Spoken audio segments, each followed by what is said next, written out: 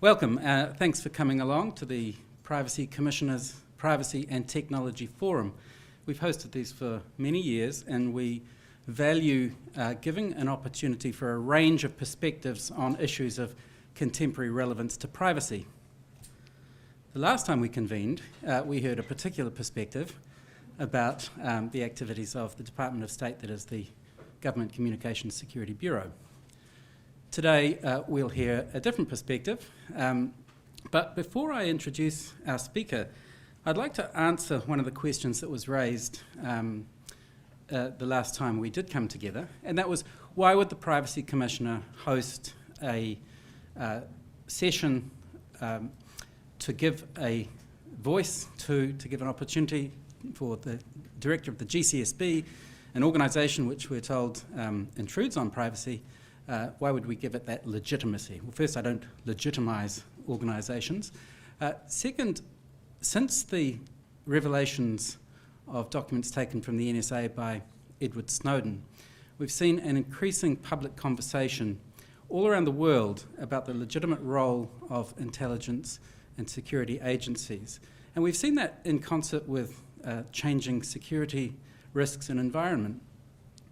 I see weekly reports of politicians, interest groups, members of the public, and even intelligence and security organisations themselves echoing the need for greater transparency, more openness about the nature of the social contract in which such organisations operate. So I'm very pleased to be able to give an opportunity to the director of the GCSB to join that conversation. My greatest concern is that New Zealand does not get out of step with the moves to provide greater openness for the activities of these agencies internationally. So with that, I welcome Una Jagose, the Acting Director of the Government Communications Security Bureau. Thank you.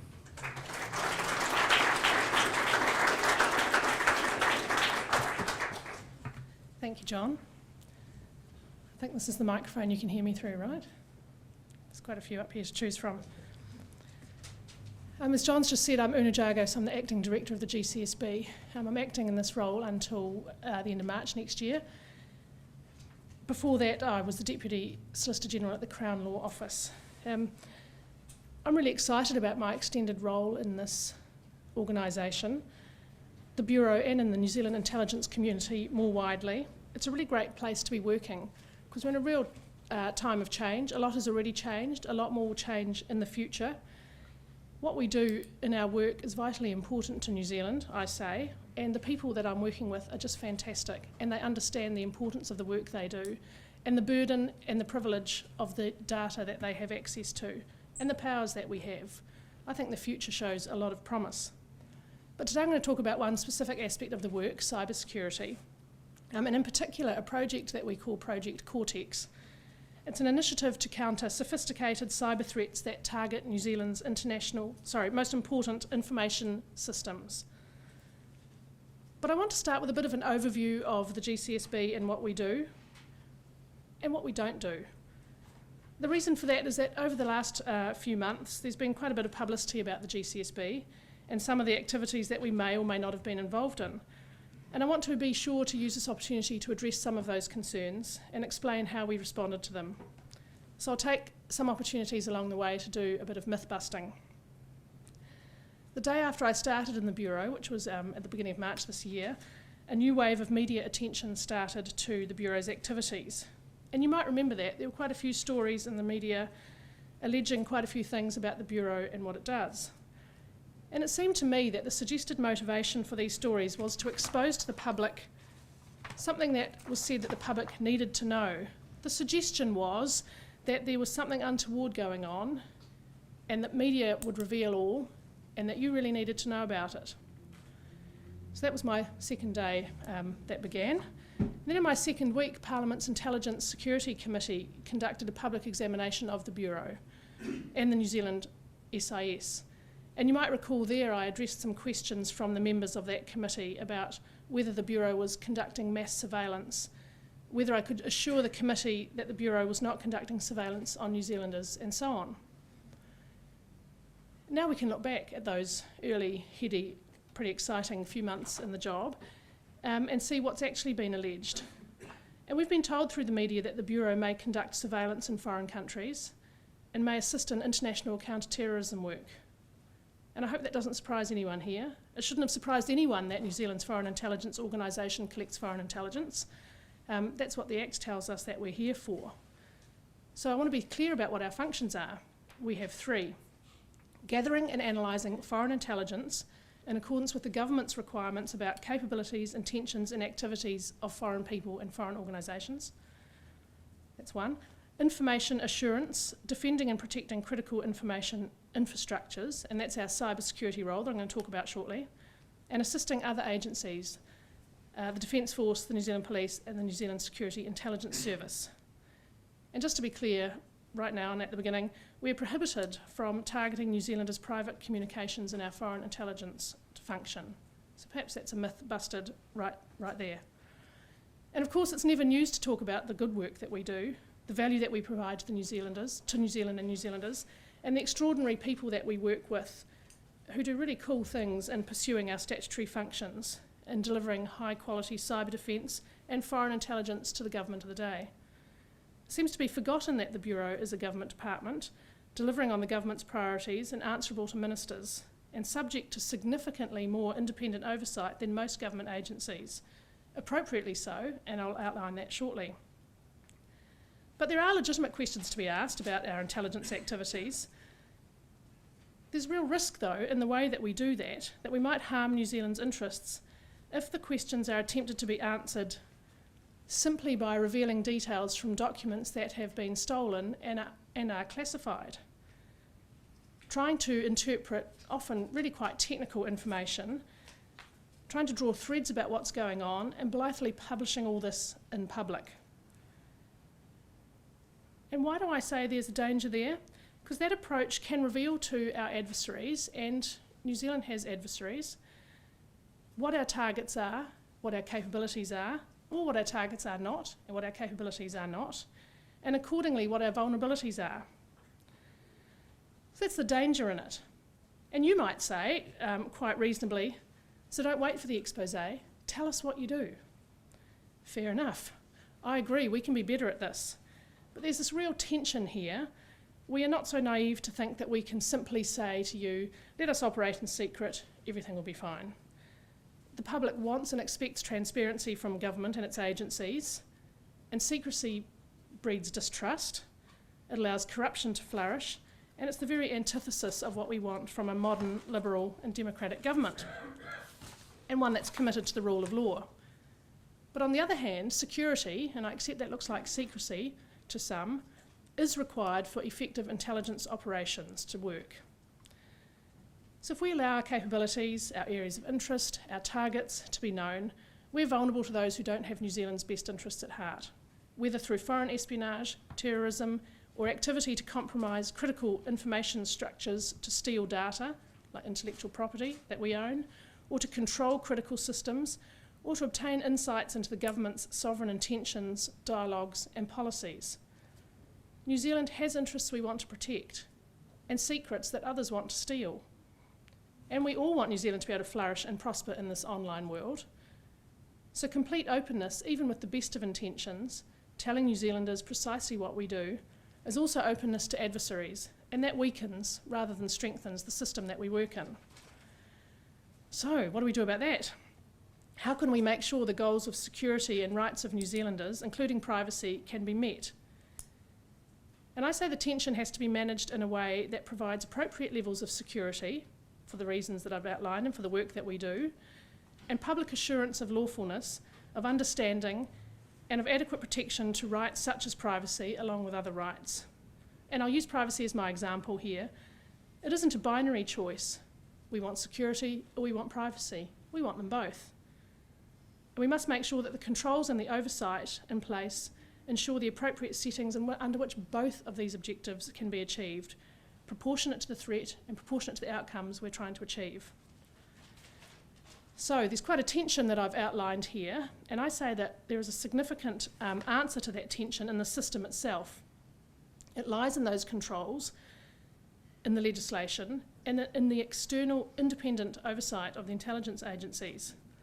That oversight is crucial for New Zealanders to understand that agencies are properly delivering on the relevant interests: security, privacy, lawfulness, proportionality, and so on. So I'm going to come to another myth about the Bureau. We're not simply randomly hoovering up information and rummaging around in it, hoping to find something interesting out. That image of mass surveillance is probably one of the biggest misconceptions about the work that we do. And the truth is quite the opposite. Where our foreign intelligence work requires access to infrastructures where that access would otherwise be unlawful, has to be in accordance with government's requirements about the capabilities, intentions and activities of foreign people or foreign organisations. All of that work is conducted under ministerial warrant or authorisation. And the Act sets out how that works. The reason for the access or the interception must fit with the government's requirements, and it must be justified against those requirements. The responsible minister has to receive an application that sets out why that access is sought, how the outcome justifies the access, whether the outcome can be achieved in any other way. And the minister must be satisfied that there are controls in place to make sure the Bureau only does with that information what is needed for its proper conduct and performance. So overall, that access and that decision is about ensuring what is sought is lawful, of course, but also that it's reasonable and proportionate. They're actually really high hurdles. And in addition, the Minister of Foreign Affairs must be consulted before any such authorisation is granted. And the minister responsible, currently Minister Chris Finlayson, can impose any conditions he thinks fit. Then there's a third player often in this story, the Commissioner of Security Warrants. He's a former Court of Appeal judge. He must also agree to the authorisation being granted if a New Zealander's communications are to be targeted. Now, I've just said that New Zealanders' personal communications aren't targeted. And the Act allows an exception where the New Zealanders' communications are in their conduct of being an agent of a foreign power or the agent of a foreign organisation. That's all detailed and defined in the legislation, which I won't go through. But if we say there is a New Zealander's communications here, that New Zealander is an agent of a foreign power, there is a process by which we say that that is what we think is true and why, then the Commissioner of Security Warrants also has to approve the authorisation. So as I say, these are high hurdles. But the controls don't just stop there once we've got the access. Once we have that approval to undertake the warranted work, nothing happens until an analyst has a request for some intelligence. That request has to be linked to an internal plan, which sets out how are we going to do this? What are we going to do? How are we going to service this request? Which itself has to link back to the government's foreign intelligence requirements. And the analyst has to enter all of this data into the databases they use so that later all of that searching, all of that work can be fully traceable, associated with that person who did the work, and auditable. I'm just thinking about what I was saying about New Zealanders and foreign agents of foreign power. Our website, which as you can imagine is gcsb.govt.nz, has our policy on it, unclassified of course, setting out how we interpret those provisions and what we do to make sure that we follow the law there.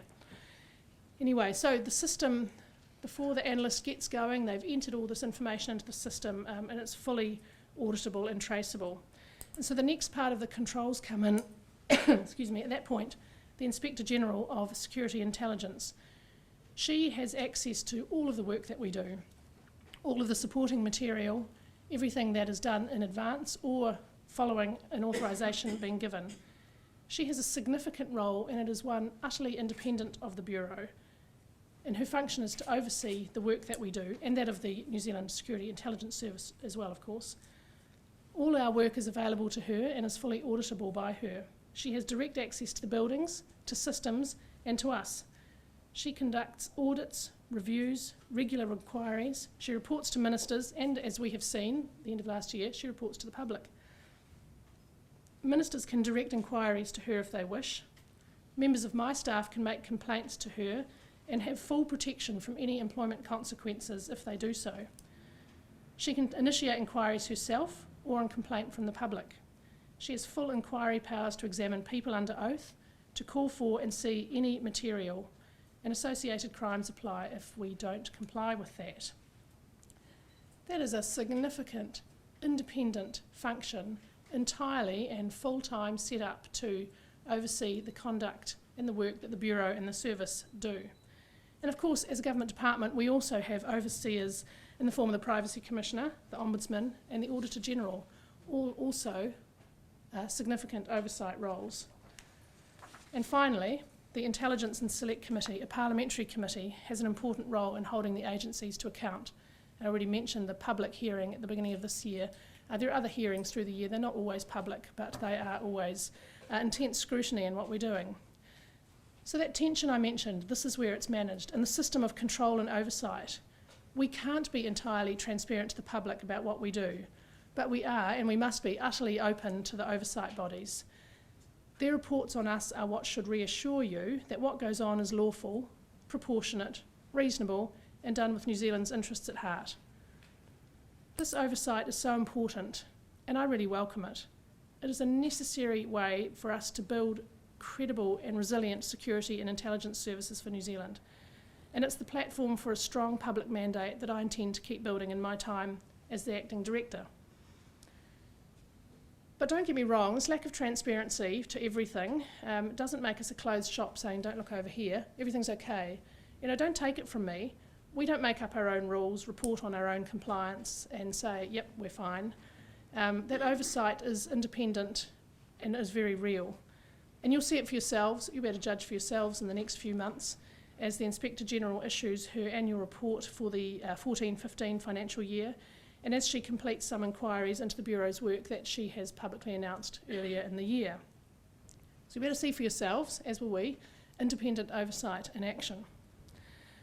Coming back to mass surveillance just briefly, it's a term that creates an image of random information collection, collection without purpose, collection without control. And I hope from what I've said already, you can see that none of that is so. But look at the system to reassure yourselves. There is in fact no evidence of it, despite, as I said earlier, media attention suggesting there was something you really needed to see here. There has been no evidence of any randomness or out of controlness in our collection of information. I'm going back a bit now, but the Inspector General said in September last year that in her work then to date, she hadn't seen any indiscriminate interception of New Zealanders' data. If you think back to the processes I've outlined of the warrants and authorisations, the audits, the reviews, the inquiries, the system just simply doesn't allow for uncontrolled conduct. Or at least it doesn't allow for uncontrolled conduct that is not identified. And it hasn't been identified in my time, or indeed in any significant time in the past. So I've been really impressed with this oversight and compliance system since I've been at the GCSB. Of course, internally we have our own oversight systems managed and controlled every day by the leadership teams and by the checks and balances and authorisations, by compliance, training and exams that everybody who accesses the systems is required to regularly complete. And everything is auditable. But also I've been really impressed with the people. There is a thorough vetting that is required of everybody before they can work in our organisations. That includes comprehensive psychological testing. People agree to a full review of their financial background, what they do in their spare time, their personal relationships, online habits, any other habits. It's quite an intrusive process, and every single one of my employees must go through it and pass a positive vetting test before they are allowed to work for the Bureau. And as a result, I say our people have very high levels of integrity and loyalty. And they share a real sense of the burden and the privilege they have with the powers that they exercise and the work that they do and the importance of what they do every day. One final myth before I get on to talking about cybersecurity: we're not listening to you. We're not following your online searches, and we're not looking at what you do on your computer. So feel free to continue with whatever it was you were doing. We take our intrusive powers very seriously, and we have those strong systems of compliance I've mentioned. So I've been talking a bit about tension. Another way to deal with that tension is to be more open about the things we can be open about. And this is a burden that falls to me and to the Bureau, and I accept that burden. In the past, the intelligence agencies have tended to keep everything secret in order to maintain national security interests. And it wasn't until 1984 that the New Zealand government expressly acknowledged the work of the GCSB and our signals intelligence capability as part of the network of government agencies. So, that was 31 years ago, and we've been slow, I accept, to reassure the public by telling you what we can tell you, where that doesn't compromise national security. And we want to get better at that, and I'm committed to getting better at that, because we can really see the benefits in increasing the public understanding, and therefore the public mandate for what we do in protecting New Zealand. Excuse me. So, today, I'm going to talk a bit more now about our cybersecurity role. And I'm going to say more than the Bureau said before about this. And as you can imagine, having listened to my last 20-something minutes, this is being done in a way that doesn't compromise national security. So this is the world of the GCSB and its cyber security role, unclassified. There might be things that we come across, you might have a question for me, and I won't be able to answer it. One of the reasons might be that I don't know the answer, but I hope the actual reason will be that it is a question that would get close to or actually start to reveal something about us that we don't want revealed to our adversaries. So, our cybersecurity function, what is it?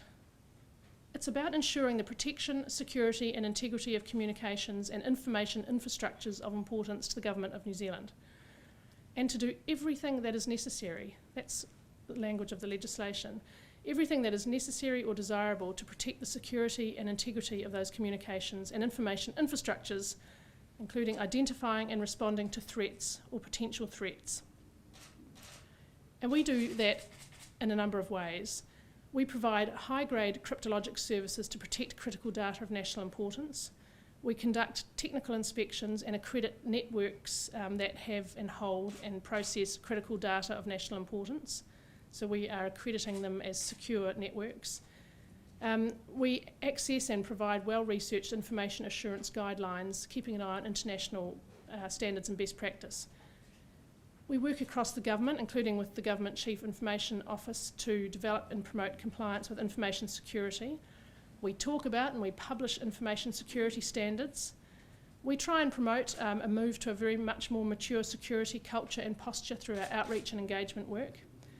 And we have significant relationships with public and private sector organisations of significance to the security and economic wellbeing of New Zealand. And this includes the CORTEX program, which I promise you I'm about to get to. We're a point of national contact and coordination for international reporting and sharing information on cyber threats. We coordinate cyber security and incident response services, and we provide a direct cyber threat detection and reporting service. We also have a regulatory role. A little known fact, I think, about the Bureau is that under Part 3 of the Telecommunications Interception Capability and Security Act, more commonly called the TICSA Act, we have a regulatory role in respect of the security provisions in Part 3. So where there are changes proposed to be made to telecommunications infrastructures, there has to be a notification to the Bureau that examines it for security purposes. So as you can see, a lot of our focus in this part is on technology and addressing threats that only organisations with our special technical skill can do. And it's really important that we don't do stuff that other organisations do. We need to make sure that we are using our particular cryptologic technical skill to add value to the sea of cyber defence services that are available. So you might be thinking, yeah, what sort of threats are we talking about here? What's the extent and nature of these threats that we need to be protected from? And in broad terms, the threat stems from the rapidly changing nature of the internet, which was never designed with security in mind. It was designed with connectedness in mind, right? And the more we're connected to and hold data on internet-facing systems, the greater our vulnerability is to attack or to hack, to use a more colloquial expression. And the scale and pace of the growth of that, how much data we hold on internet-facing systems and the way we are accessible through those systems is almost unimaginable. And vulnerabilities are constantly being found, protected against, reintroduced or morphing into some other vulnerability, rediscovered, repatched, and on it goes. And connectivity, as we know, to the internet is everywhere, crossing national and international boundaries and time zones and allowing previously disparate groups to connect. Interesting, a couple of years ago, there were as many internet-connected devices in the world as there were people. Current trends suggest that there will be 3 times as many internet-connected devices as there are people in the world by the end of next year. And nearly 2 billion people use the internet as their preferred means of communication. It's a scale that offers massive opportunity, both for those with good intentions and, of course, for those with bad. And on the not-so-good side, we've seen it publicly, the trend moving from just simply stealing data to including manipulating it or destroying it. There's been the much publicised Sony hack, and more recently you will have seen the United States Office of Personnel Management, a security clearance computer system database of personal information relating to millions of military and intelligence officials that was inhabited by hackers. Millions of government workers' private details were taken, and the hack wasn't discovered for more than a year. So the adversary was in that system having a jolly good old time finding information and taking it before it was found out. So that was the American experience recently. In the New Zealand context, in the 12 months to 31 December 2014, we at the GCSB, through our National Cyber Security Centre, had 147 incidents recorded. So that was 12 months to end of last year. In the first 6 months of this year, we've already recorded 132 incidents. We expect that to be doubling by the end of this year. Of the incidents so far recorded, 79 have been reported by government departments and 33 by private sector organisations. There are further 20 incidents so far that have been reported to us by our cybersecurity partners where we don't know the nature of the organisation. And those incidents range in seriousness from targeting small business with ransomware threats and attempts to obtain credit card information, through to serious and persistent attempts to compromise information systems of significant New Zealand organisations. And about 0.5% of the data that's analysed through the CORTEX capabilities has what we call a signature or a fingerprint associated with some form of cyber threat. And each month, GCSB and our international cybersecurity partners identify around 900 new signatures, so fingerprints of some threat. Where possible, that information is shared around to help identify the source of the threat and to assist others to avoid it. Although who's doing it? Attribution of what's going on is really incredibly complicated to work out, and our focus is on defending our systems. That's our first focus. And some of these threats come from very well-resourced foreign threat actors. While at times they're directly targeting New Zealand companies and significant New Zealand organisations, we're also seeing foreign threat actors using New Zealand-based systems as something of a jumping-off point, where they kind of route their malware through New Zealand, maybe thinking New Zealand is something of the soft underbelly of cyber defence, to target overseas networks. And part of our response as these things get more sophisticated and advanced is the CORTEX program. It was publicly announced about this time last year, I think it was September last year, that the cabinet papers that authorised this program were published. You can still see them there on the Beehive website, beehive.gov2.nz. There is only one purpose to the CORTEX services, that is to counter cyber threats to organisations of national significance. And there are a set of organisations that are chosen because of their significance to New Zealand, either because they are information assets of national interest. They're both public and private sector, and the government has determined what criteria they need to reach in order to be, in order to be said to be an information asset of national interest. Not the Bureau. That's a separate activity to determine that criteria.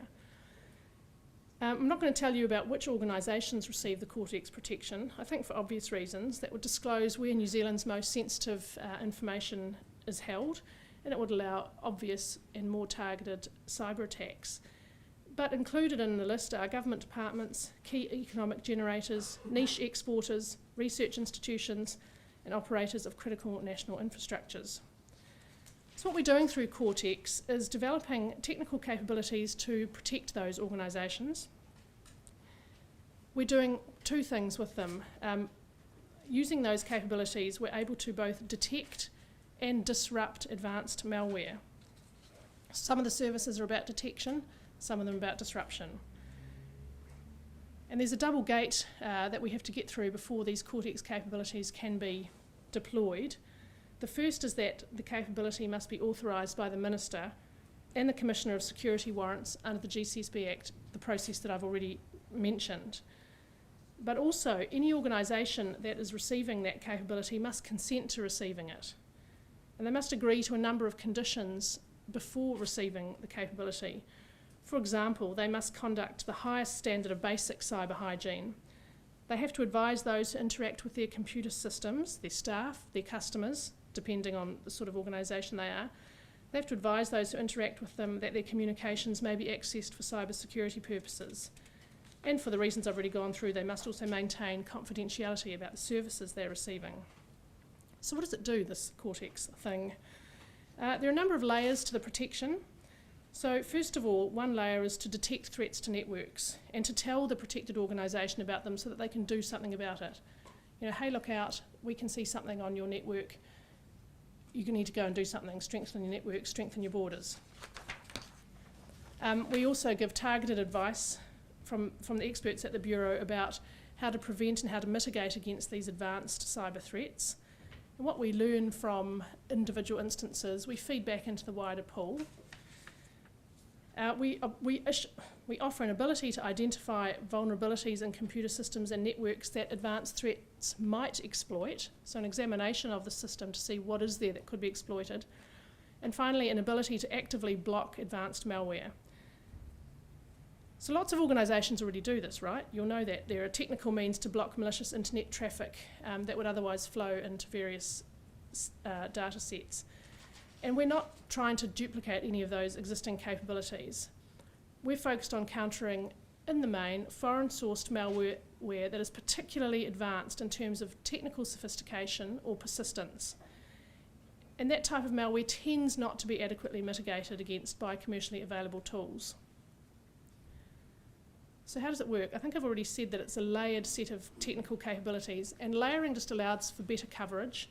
It's more likely to detect sophisticated malware that might be able to avoid detection in some layers. So if you have all the layers, you're more likely to catch it.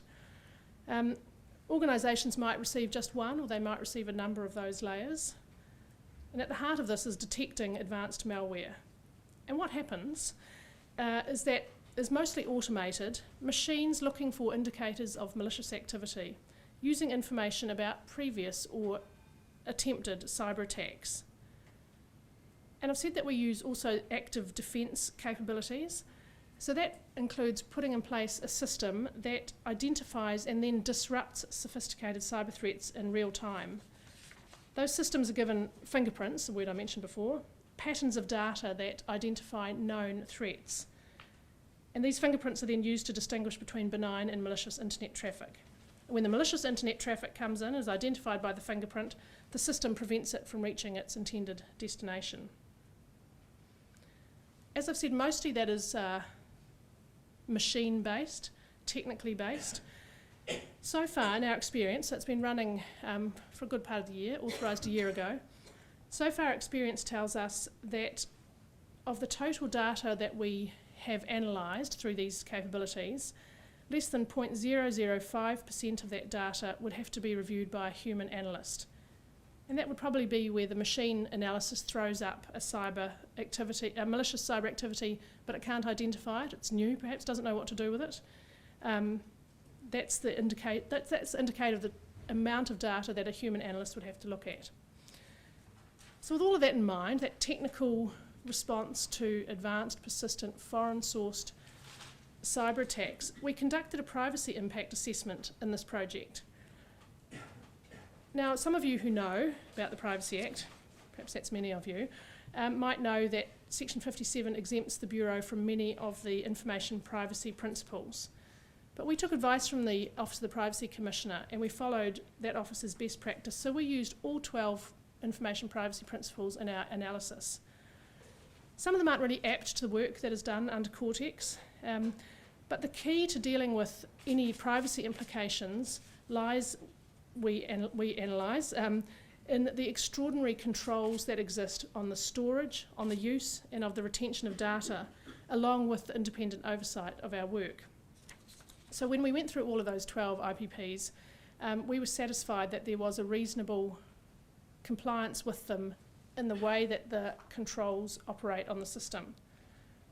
And that privacy impact assessment is one of the things that you should be able to see soon, because we're going through now and declassifying it and making sure it's ready for public consumption, and then we'll put it on our website.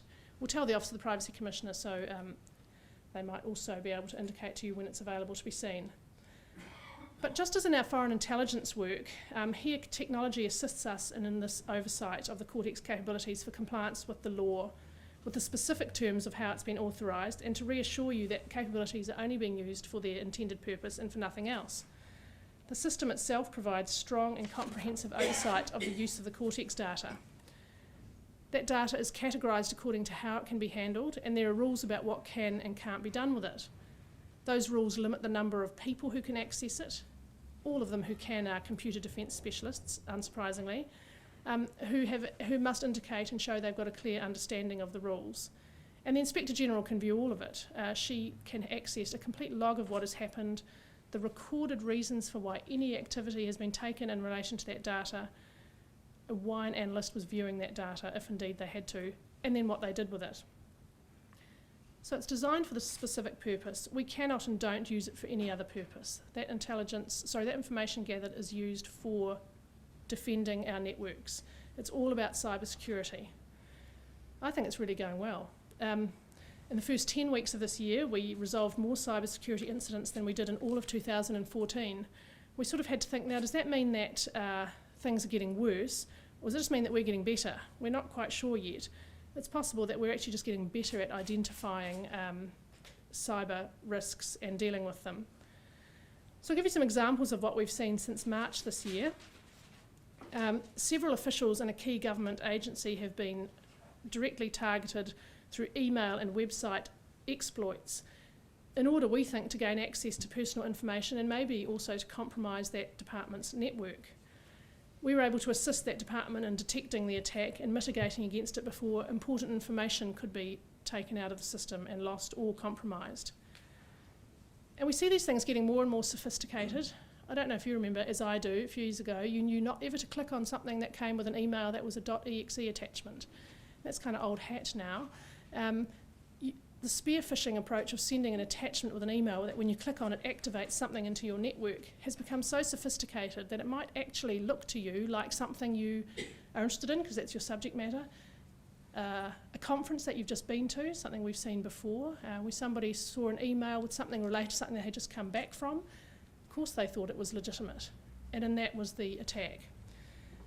Anyway, more examples. The use of a malware package probably sourced from the web black market, the dark web, to target 6 significant New Zealand organisations. And it was detected through systems and our CORTEX capabilities, and we were able to assist those companies recover. These same capabilities help us identify and trace new sources of cyber attack, and the fingerprints we're able to pass on through the cyber defence community internationally to help reduce global vulnerability to particular foreign threat sources. We were also able to detect a large-scale targeting of a nationally significant organisation as part of a global campaign by a foreign threat source, and we were able to work closely with that New Zealand company to contain the threat. We've also helped an Auckland firm, their computer network was attacked by an overseas criminal group. We helped them recover from that. We identified and resolved a long-term compromise of a major IT firm. We've helped a telecommunications provider respond and strengthen their systems after identifying suspicious overseas sourced activity on their network. And private sector organisations that suffer ransomware attacks and denial of service attacks, we've assisted them too. Sometimes people just need our help and they can work it out for themselves. Sometimes they just need some advice. Sometimes they need our technical expertise, and we will do all of that or any of that as required. And even though the CORTEX capability, as I've said, is warranted and by consent to a particular set of agencies, we make sure what we learn from those services is then fed back into the systems so that everybody can benefit from what we're identifying as threats and how to recover from threats. So we work closely with other organisations in the New Zealand system too, of course. As you can imagine, the police, the National Cybercrime Unit, Department of Internal Affairs on privacy and information assurance, the National Cyber Policy Office, actually they work in our building, we work very closely with them. They run the Connect Smart program that you'll be aware of, I'm sure. They're also developing, that office is also developing useful partnerships and increasing the range of organisations that we can assist with our cyber defence insights, and other places like NetSafe and the New Zealand Internet Task Force. We're also trying to make sure that we set up sort of formal ways of relearning or helping people learn what we are learning in a declassified way. We've set up these information forums called security information exchanges. We facilitate them, but different types of industries or sector groups get together as a group and they discuss relevant cyber threats and mitigations and share with each other what's going on for them in order to all kind of up their posture of maturity in cyber defence. So we clearly have a very technical focus to this business of cyber defence. But actually one thing I want to remind you of, it's not just a technical issue. It's also how we behave. It's an enterprise-wide issue to get cyber defence cracked. And information in organisations is generally under threat from a number of overlapping areas. So we say you should look at your organisation through the lens of people, of places, and then of systems. So the people risk is obvious. An insider risk can be as damaging as a cyber attack. And your people can cause vulnerability, whether deliberately or just by failing to follow security protocols. The places risk, we know that sort of physically you need to secure your perimeter. If you think about the boundaries of your organisation in cyber terms, that perimeter can get a lot bigger and can sometimes have bits that you're not quite sure of where they start and finish. So think again about what is the perimeter of your organisation and is it all safe? Are your information and data sets safe? Where your information and data sets stretch to, that's your boundary. So you're happy with that? The places risk, you've got to think about it too. Following that, the systems risk is obvious, and doubtless you have IT teams in your organisations that assure you of the security of those systems, and that's important. But make sure you think broadly about those questions. Do you have outsourced IT service providers? Nothing wrong with that. But have you checked their security arrangements? Is their resilience regularly tested? Contracting out doesn't help you with cyber attacks into your business. So if you think of your information as a supply chain from start to finish, it's only as secure as the weakest link. Last year, or maybe I think it was last year, recently, Vodafone reported that 56% of New Zealand businesses have reported a cyber attack in the last year, and 45% of them said that they had inadequate tools and policies to face the cyber threat. And if 45% of companies are self-reporting that they are inadequate in terms of cyber threats, I suspect the real percentage is a lot higher. So there are three common positions that influence how organisations prepare themselves for a cyber threat.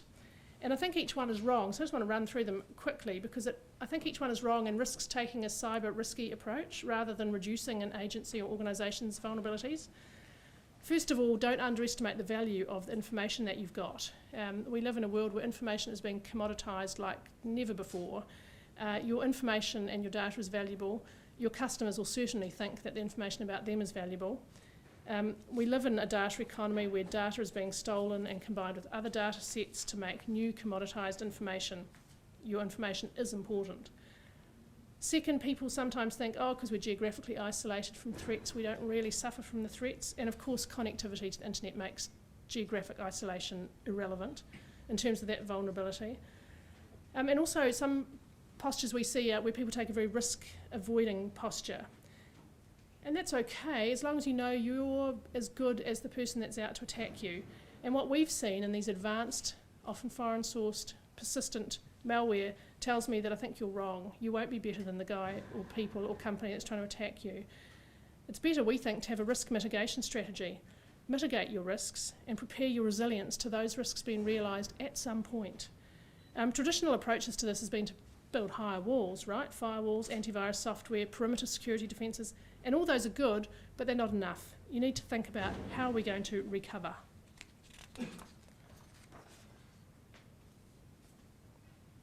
So the secret of cybersecurity, we say, is that the basics matter, and they're not as commonly implemented as you would think. And most cyber attacks succeed because the basics weren't covered. Even though some of our adversaries, or some of these cyber attacks that we see, are done by very sophisticated cyber attackers, they'll always try the obvious ones first. I mean, even the most advanced cat burglar is going to try the window first, right, before scaling the roof and popping down your chimney. So do the basics. Even these very high quality adversaries won't risk deploying that expertise and being found if they can just slip in. So what are the basics? They are straightforward. They are on our website. If you Google, I've forgotten what you have to Google, catch, patch, match, you will find our equivalent agency in Australia, the Australian Security Department, I think is probably what the D stands for. You'll see there 4 basics, and they're whitelisting, only allow approved whiteware to run on your systems, make sure you limit administrative privileges, patch systems and applications as soon as those commercial patches become available. That actually covers off most vulnerabilities. And as I said before, we don't allow people to take our CORTEX capabilities until they have done those, because they are so important and valuable. So that builds a really solid basis for maintaining secure cyber systems. The serious, high-end, sophisticated threats to significant New Zealand entities and infrastructures needs a more complex response, and CORTEX is a really important part of that. That is what I wanted to say today. I hope my presentation has helped inform you about the roles and functions of the Bureau, along with the important security challenges that we all face. If you look at our website, you'll see a lot of our policies that we are declassifying and putting them up, some other tips about cyber defence. This is part of our commitment to greater transparency. So more material will come.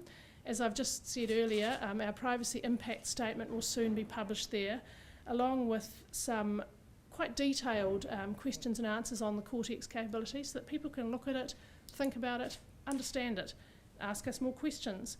I'm very determined that the Bureau keeps talking publicly and providing the public with as much information as we can about the work we do, because that's a really important part of improved transparency that goes along with those strong controls I've mentioned.